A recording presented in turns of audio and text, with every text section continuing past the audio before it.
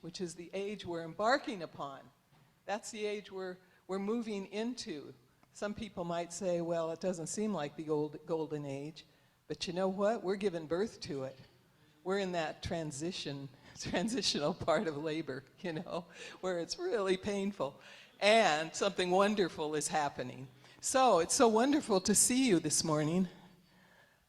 Welcome, welcome, welcome to Agape Bay Area.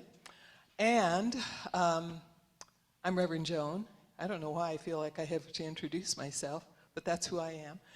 And although I am more than my name, say that for yourself. I am more than my name. I am the infinite presence. I am a powerful being of love and light. And so it is. And you are beautiful. Wow, as I look around and see you all. And our wonderful Helen Bernard Gray is with us. For those of you who don't know, Helen was our music director for many, many years, and mostly she's on Zoom now, and we're so glad she's with us. And Julie Owl brought her, Owl, O-W, not Owl. Julie brought her, and this is Julie's last Sunday with us. She's moving to Thailand to be with the elephants, and so we love you, Julie. We're so glad to see you. Yes. So, oh my goodness, what a beautiful day. What a beautiful day. So, what am I talking about? Manifestation in community. I was contemplating this and thinking, what a powerful time this is. We had Easter. We had the equinox, we had the solar eclipse, powerful. Tomorrow is Earth Day, and at sunset it's Passover. Wow. And so then my human mind went, how do I talk about all of that? So I am trusting Spirit because I have ideas and I'm trusting the divine to move through. So I was doing some research, different Jewish writers and so forth, and there's a man named Primo Levi. Any of you aware of him? He wrote a book. Yeah, Mark, you're aware of him. Anyway, and I heard this podcast and that they mentioned this story, and so I want to tell you this story because it really leads into where I'm going here. So what Primo, he was in Auschwitz. He was in the Auschwitz concentration camp. And he was one of the last people there. And what he talks about is that the hardest part, the most difficult part, wasn't even during the time of when they were in Auschwitz. The hardest part was when the German people were leaving. And the reason it was so difficult, the Germans were leaving and the Russians were going to come in to assist these people. What was so difficult was that during that time, right after the Germans left, there was absolutely no food. There was nothing, no way to be taken care of, no food. And so he talks about how he was digging around, just looking, even could there be a root vegetable somewhere under the ground. That's how desperate and difficult it was for him. And so all of a sudden he hears this voice saying, I have some food, come and share it with me. And what Primo says is that was the moment of liberation. That was the real moment of freedom, when someone reached out and cared for him. And I love that because I thought that's what community is about. That's what community is about. That we care for each other and we liberate each other in a sense. We liberate each other from all those old false ideas we have about ourselves. We liberate each other to see ourselves in the highest light. And so that's what I wanted to talk about today, and to talk about how in community we come together to really see the highest and the best. We come together, and a better way of putting that for me is we come together to just love each other, to see the intrinsic beauty in each other. And so when I come on Sundays, I want to make sure that my heart is wide open. And not just on Sundays, because community is everywhere, right? Community is here. Community is in our local neighborhoods. How am I showing up in my local neighborhood?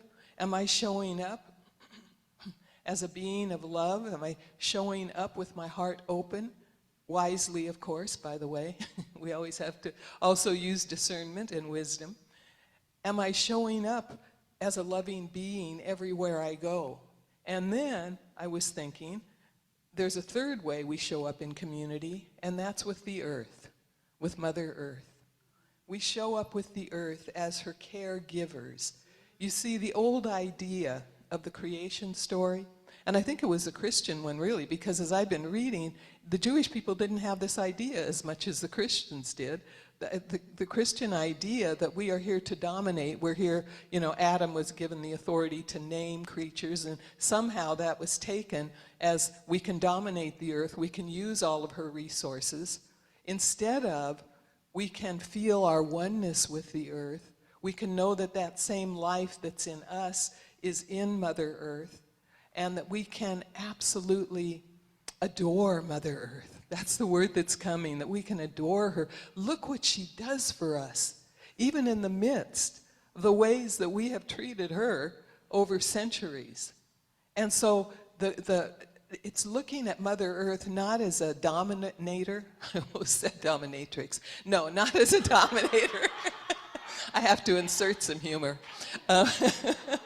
Not as dominators, but rather as caregivers, as very we look upon her with tenderness, like a mother might look upon her child. Just we're look upon her as we're her tenants. You know, we're the tenants here. We are not the landlord. You know, and if we were the landlord, we'd treat her better. Anyway, so we want to look at Mother Earth, and how can we really care for Mother Earth?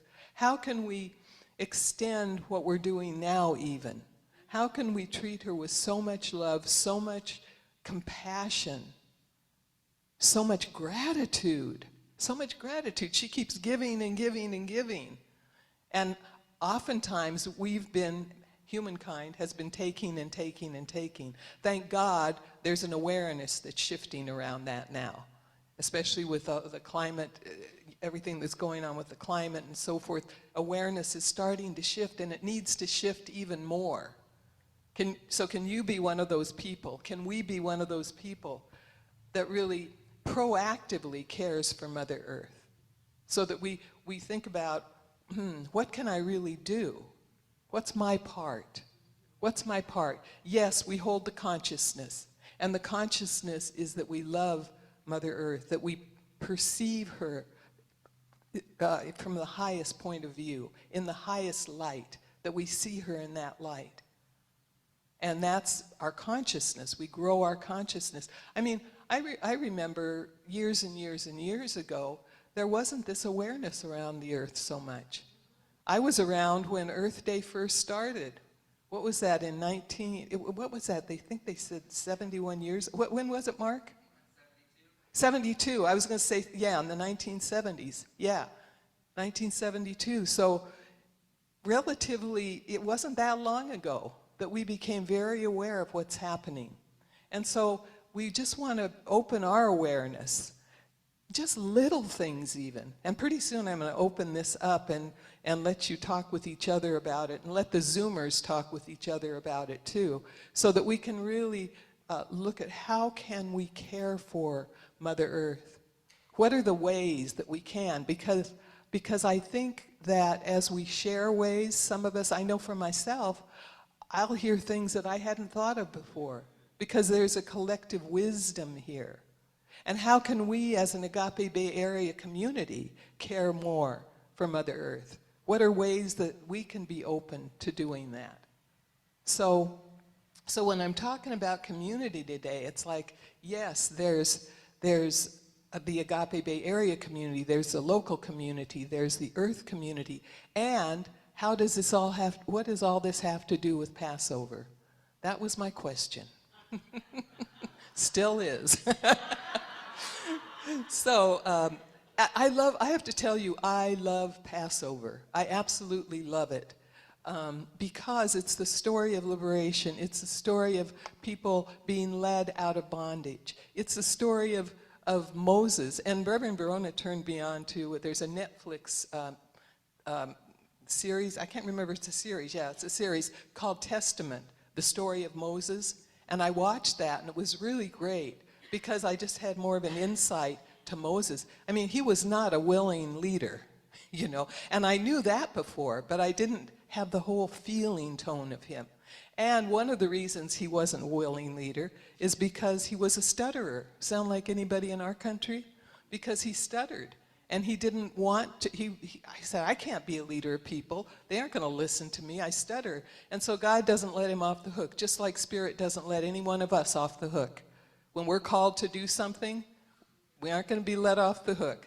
So Spirit says, well, your brother Aaron speaks really well, so I'm going to send him with you. So basically, Moses and Aaron both go together. Moses is the primary leader, though. He keeps the consciousness going, because what happens with the followers, some of them get irritated, some of them get upset, some of them say, let's go back to Egypt. At least we were fed there. We don't have any food. We're out in the wilderness here. We don't have any food. At least in Egypt we were fed. We were taken care of, even though we were enslaved. And isn't that interesting in terms of our individual consciousness too? Because it's a story of individual consciousness as well as a story of community. And of our individual consciousness, how often we're called to grow in consciousness, how often we're called to love more, to be perhaps more peaceful, to be, perhaps bring more harmony, to perhaps see more beauty, to be perhaps let our creativity come out more. And how often do we start to do that and then we say, oh, but this is too hard. I don't want to do this. It was more comfortable. It was much more comfortable the other way. And so the story is so much us. And it's so much us as community too.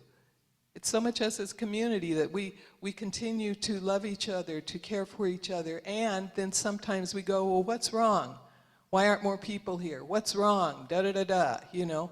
And that's fine, because that's an obvious question, and things are changing, just like they were changing back then.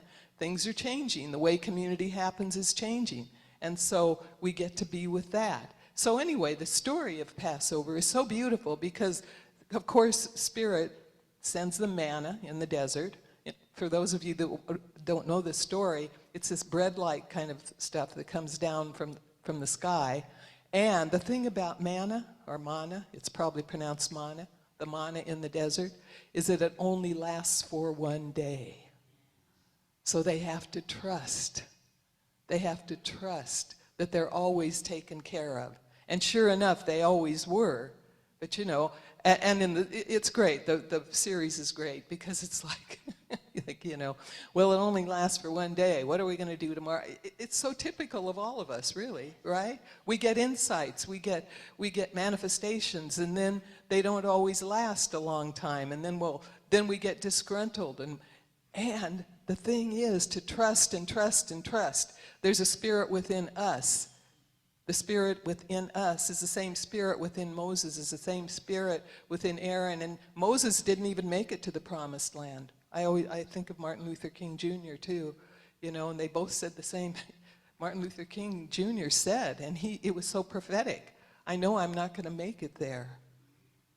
And he kept going and going and going. And we keep going and going and going, no matter what it looks like in our individual lives, no matter what it looks like in our community, no matter how futile sometimes caring for the earth might look, no matter what racism and all of the isms, because I'm telling you, Passover is a story of the release of bondage from all of those things, from all of the isms, from all of the ways that people are enslaved still to this day. So I love Passover. And there's so many little symbols within Passover that there's not time to go into today. Sarah's nodding. Sarah and Mark know. They're nodding their head, yes. There's so many different symbols. The unleavened bread. I mean, there's just so much. So my point now, and I want to really focus in on Mother Earth at the moment. How can we best serve Mother Earth? Because for me, when I was sitting with manifestation and community, it's about service. The manifestation in community shows up as service. You know, how do I serve in community? How do I serve in my local community? How do I serve Mother Earth? What's my particular way of service? And it doesn't mean, by the way, I'm not saying we all have to go out and be huge activists. I'm not saying that. But I'm saying we need to go within and get the feeling tone of what does it look like when this earth is free? What does it look like when we start, you know, raping the earth, so to speak? What does that look like? What does it look like when Mother Nature is free to flourish in ways that perhaps she hasn't in centuries? What does that feel like within me? What does that beauty feel like? What does that love feel like? What does it feel like? The same thing for in spiritual community. What does it feel like when I'm in service to community? What's it feel like when we're in service to the world? What does it feel like when I'm walking the streets of my particular city or town and I'm doing so in service to the community? And again, it doesn't mean you have to take a political office or something. We can be in service to our local community just with the attitude we carry, with the open heart we carry, you know, with the smile on our face. Sometimes people don't want to receive those smiles, but to me that's because they're sad within themselves, and it still serves them. You see, it still serves them. I know sometimes, especially there was a day after I had this little mishap with my ankle. There was a day I was outside doing something or the other, and I wasn't feeling my usual upbeat self. And of course, I was working with it, but not, and somebody smiled. And do you know, have you all had days like that? Do you know how powerful that is to receive a smile?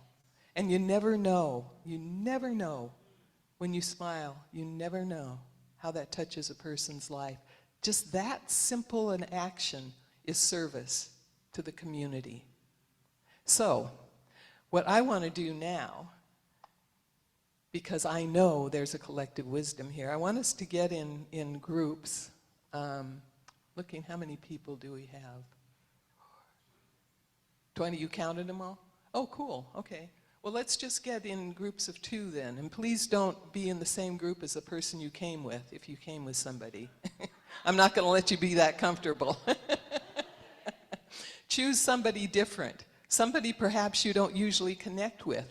And Matt is going to right now create breakout rooms in Zoom, and you're all going to be with 1 other people. Does that work? Well, I'm gonna let you work it out, Matt.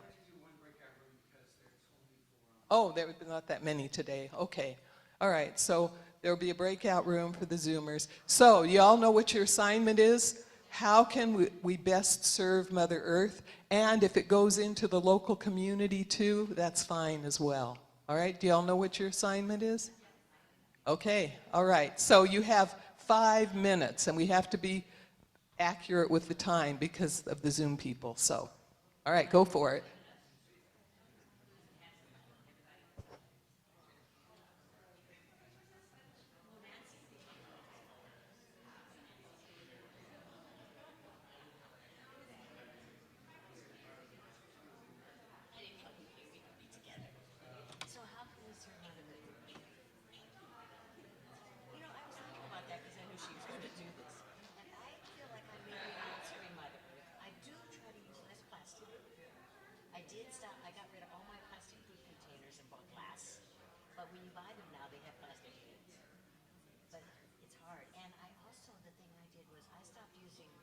laundry detergent in the big jug. I use these laundry sheets now.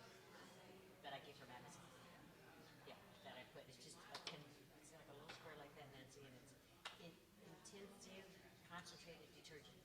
Because when I first got them, I put it in the water just to see, and a lot of soap and suds came out, so I use that. I don't know if I first think I first saw them on YouTube and then I buy them from Amazon. So what about you?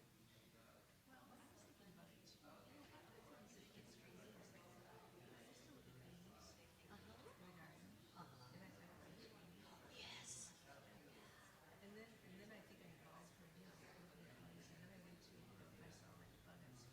Yes, I used to too, Nancy. Nancy, I love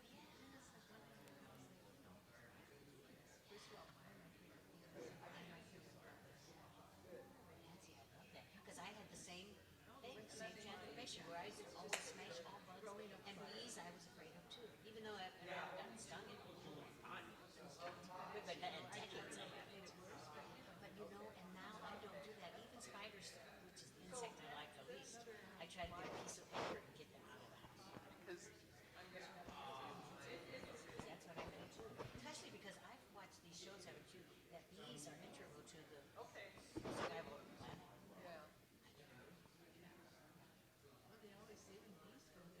That's what I saw in this show. They had bees with us at the beginning, and I saw a show on bees. Yeah. So I And I can, had a friend who's a beekeeper. I can have told me, he used to tell me all the things that the bees, like it's a, the bees start a pollination and then everything levels up from there. great, thank you. So yeah, thanks, Nancy, because I was thinking, maybe I'm not doing anything. Yeah,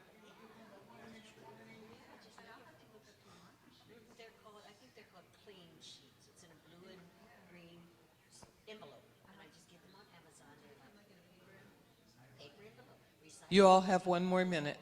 And you just, they say to put only one in, but my clothes are kind of smelly, so I put two in with each load, and it's wonderful. Yeah, and it's like, I used to buy the big jug at Costco. Yeah, and I haven't bought it now. Right, because those seem it. But yeah, these I happen to, maybe one of my kids told me, I don't know how I found it, but yeah, that's, I feel good about that. And I also, whenever I'm out and about and I see trash around, I do pick it up. Yeah. Even though it's ishy. It's like, but I keep hand sanitizer in my car. So, yeah. So, yeah.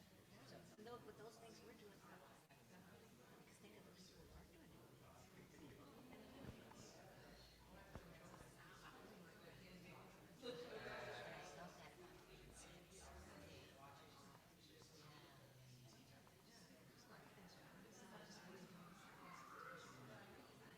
Or that we were taught to, like she said, dominate them. Thanks, Nancy. That makes me feel better. All right, everybody complete now? Whoever's talking, please complete your thought and then come back.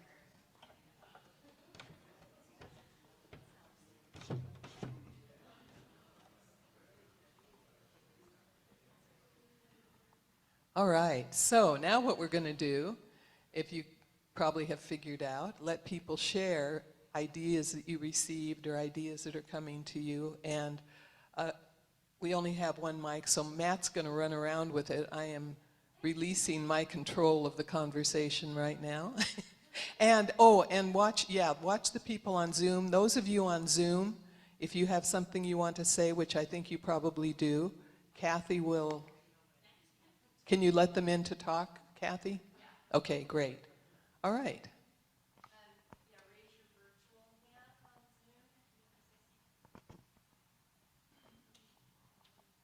So let's start it off here. Who out in the audience wants to share?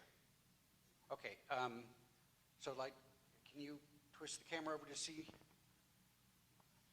Oh, I was going to do Jim first, but that's okay. Let's go the other way. Oh, whee. Okay, who's over here? There we go. So I love what Nancy and I shared, that years ago when we'd see a bee or an insect, we might kill it. And now, if there's a bee buzzing along, we let go of our fear of being stung and leave the bee alone. And like we see a spider or any other insect, instead of killing it, taking the time to get it out of our living environment, maybe with a piece of paper or just leaving it alone. And so we decided, I love it, because that's a way to honor Mother Earth, because all those insects and all those rodents, we are not here, as you said, Reverend Joan, to dominate them. That's what, I love that. Thanks, Nancy.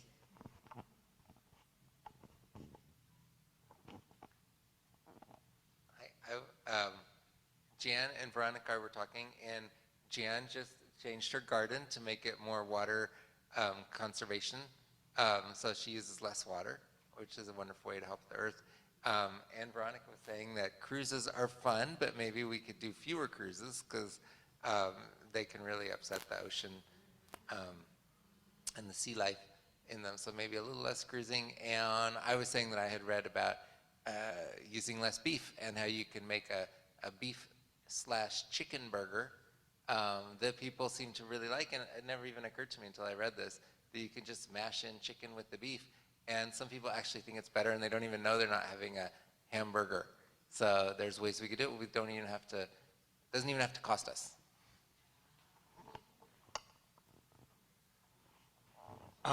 My name is Victor. This is my wife, Kathy. And what I think that changes things with people is awareness.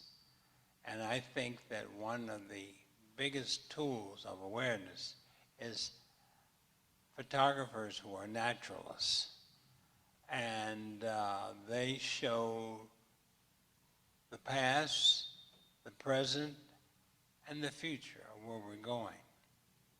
And they highlighted this naturalist photographer today. And he was filming in the North Pole. And he was filming the icebergs. And for a few of you here who are from the East Coast, they filmed the breaking of an iceberg that's the size of Lower Manhattan. And I asked myself, how can this little black boy in East Oakland bring this attention to the world? And I'm saying that one way we can do this is watching the technology that can show you what's going on, what is going on, and what the future will be. Thank you.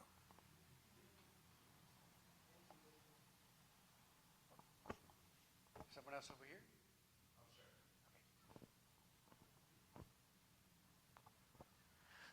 So talking with John, what came up for me was the fact that this is a huge problem. So when you think about it, you kind of get into overwhelm, like, oh God, what can we do? But then when we were talking, I realized for both of us, it was about community. So like for me, bringing people down to see and share the monarch migration, you're building the community, you're giving them resources so that they don't have to cut the trees to make money, so they can make money off of the tourists, and we can afford to go there and spend our money. And for John, it's, if I may, he's out sharing his love of gardening and teaching people, you know, not to use Roundup, not to kill the bugs, to provide a home for them. So it's really acting at the community level that makes the difference, and it's all we can do, right? I can't. I'm not part of the G8. I can't go to a summit meeting in Paris and give my ideas about climate change, but I can do it at home.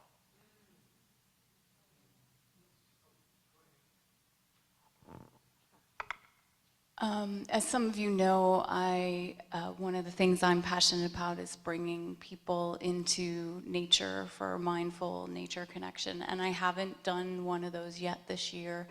And so I committed to Demi here that I would schedule at least one, if not more. And similar to what Jim said, there's something that's really been calling me about building community around nature connection.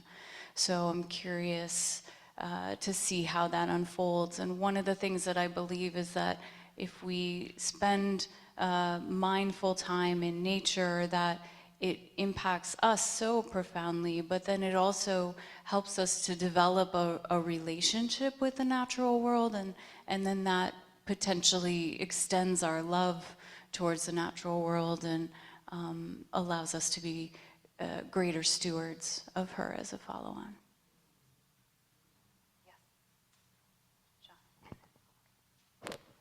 I'm reminded of sitting with the Brothers of St. Francis, who are, believe it or not, Episcopal order of monks.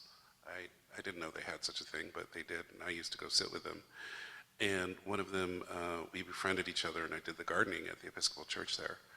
And he gave me a copy of a 16th century treatise from a monk who wrote extensively about conservation and why it was important, and it just blew my mind. I mean, here, 16th century, you know, whatever, 400 years ago, and how it was very important for them to be self-sustaining and to utilize fallen trees to plant vegetables and crops and fruits, and it's lovely. Somewhere it's in my home. Maybe I can bring a copy of it sometime, but it just, that's God in community. So it's beautiful. So I was reminded that. And I think I'm going to the butterflies in February in 2025. So I think in community, if anybody else wants to go, let's go see some Mexican butterflies. And then Beverly has her hand raised. Are we going Beverly? In our group, we talked about how much we love the trees and how much being, you know, in our yards, in the garden, recognizing nature and feeling and appreciating what it is. And for me, what came through personally is to remember to bless and to love and to be grateful for Mother Earth when I do my prayers every day, to add the earth to that. So I think, you know, what we talked about was just recognizing it, and it's a vibration that when we put it out, it comes back. So just being in that space, which a lot of African shaman and Native Americans talk about, the beauty of the earth and blessing it and appreciating it, and it's a vibration, and we can be a part of that too. And I forgot what I said myself with Nancy and I. Instead of using laundry detergent that comes in a big plastic jug, I now use laundry sheets, a little square sheet that's infused with soap. And so that's a lot less plastic, I feel, that I'm putting into the ocean.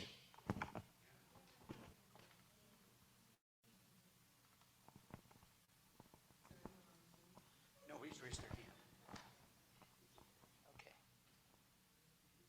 Okay. Okay. I was thinking of Arlene, who's up in Lake County and on all those beautiful acres of land that he lives on as well. Thank you all for sharing. I just love hearing the sharing, and as I listen to it, there's so much wisdom, you know.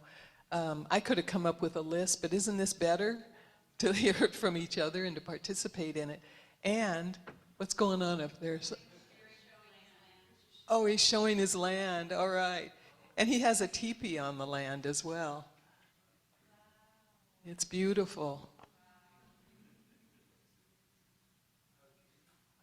All right, well, he continues to show it. I'll wrap up here and just say in terms of spiritual practices, I think the first spiritual practice, and Victor mentioned this, is being aware. Many of you have mentioned that, just being aware, being awake, what's going on around us, being aware and awake of nature, of the trees, and being aware and awake to what's going on around us in our current neighborhood environment. How can we can't know how we can serve until we are aware, right? So practice of awareness, and the practice of awareness is always without any kind of judgment on ourselves or on humanity for the way I know you're all really enjoying what's going on there. It's probably the talk itself. So be aware, be awake, and then follow guidance. Listen, meditate, listen to your inner voice. What's it telling you? Because it will tell you, and it will wake you up. And by the way, I'm going to give a plug for Dawn's nature meditations, because I was able to go to one and it was absolutely wonderful and deep and powerful. So basically, when we're talking about community here, we're talking about all of the communities. There's one community. It's all of the world. It's all of Mother Earth. It's all of everything. It's all of the cosmos, and we are one with it. There's not a part of it that's separate from us. So the way I treat any other person, any other environment, any of nature, the way I treat that is the way I treat myself, basically, and the way I treat all of life. So we want to go forth in that unity of consciousness, the one community of the world, the one community, and really contribute to that. Because again, I say it again and again, you know, whatever vibration we carry is adding to the vibration of the planet. And the higher the vibration we carry, the more we lift the planet. And the more we lift the world. By the way, the planet and the world are two different things. The world is the collective, all of the collective memories and the collective thoughts and the collective unconscious of the world that is what we experience now. And we're in the midst of changing that to where the collective unconscious becomes one of love, of peace, of harmony, and so forth. All right, I am going to stop because I can tell y'all are getting ready to say stop. So, no, I can't imagine you would either. I like to joke, you know. All right, so Reverend Verona is going to come. We are going to pray.